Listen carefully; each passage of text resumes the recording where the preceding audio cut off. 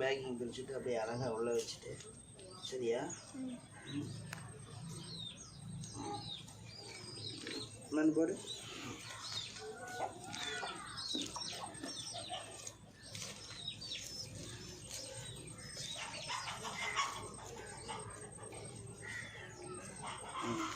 தண்ணி வந்து ஆமாம் தண்ணி போய்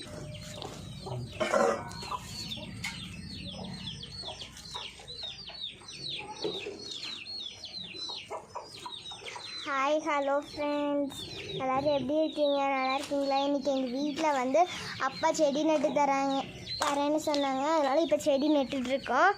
இது வந்து 2வது செடி ஃப்ரெண்ட்ஸ். இதுக்கு இப்போ தண்ணி ஊற்றிடலாம்.